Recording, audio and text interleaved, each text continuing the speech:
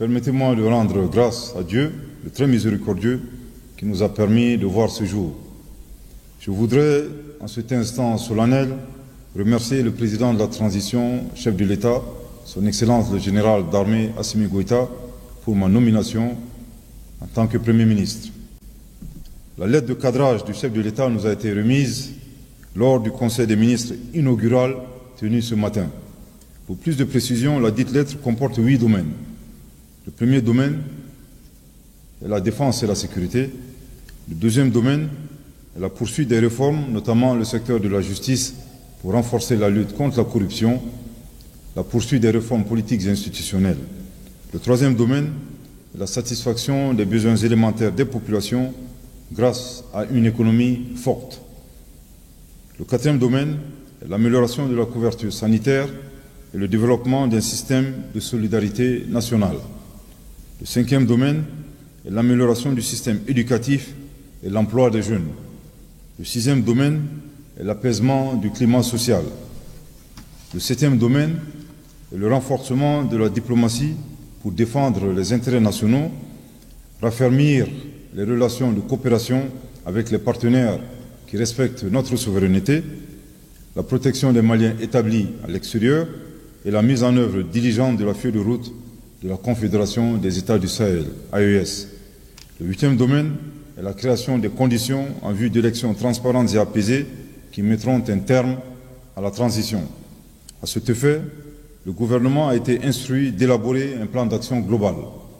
Les membres du gouvernement et moi-même exprimons notre gratitude au chef de l'État et nous nous engageons à tout mettre en œuvre pour atteindre les objectifs assignés avec professionnalisme en application de ces directives. Toutefois, dans l'exécution de notre mission, nous sollicitons l'accompagnement de tout le peuple malien sans exclusion, en particulier pour la réalisation de l'union sacrée et régulièrement prônée par le président de la transition, chef de l'État, son Excellence le général d'armée Assimi Goïta, dont les allocutions se terminent toujours par l'expression, je cite, « Ensemble, nous ferons le Mali croît ». Fin de citation. Plus qu'une vision, la réalisation du Mali croît ensemble est un prérequis sans lequel nos efforts risqueront d'être vains. Il est important de rappeler que la division et la haine ne profitent qu'à nos ennemis.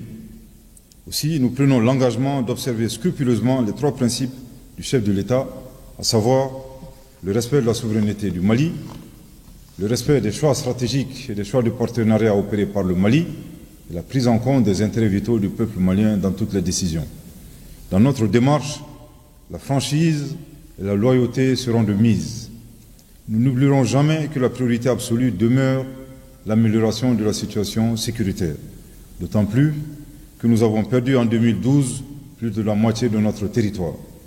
Grâce au leadership du chef de l'État, président de la transition, son Excellence le général d'armée Assimi Goïta, en 3 ans, nous avons pu recouvrer l'intégrité de notre territoire national, faisant du Mali un pays miraculeux. Par conséquent, en cas d'arbitrage budgétaire entre questions de sécurité et toute autre question, la primauté sera accordée à la sécurité. Cette orientation entraînera des retards dans l'exécution d'autres actions, sans pour autant empêcher leur réalisation. En outre, le gouvernement prendra plusieurs dispositions pour poursuivre la réduction du train de vie de l'État.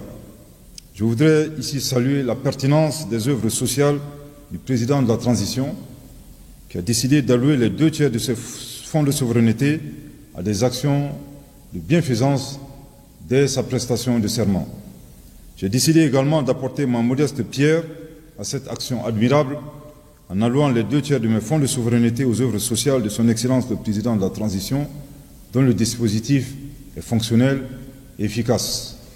Avant de terminer, je voudrais saluer la résilience des populations maliennes et m'incliner devant la mémoire des victimes de l'insécurité.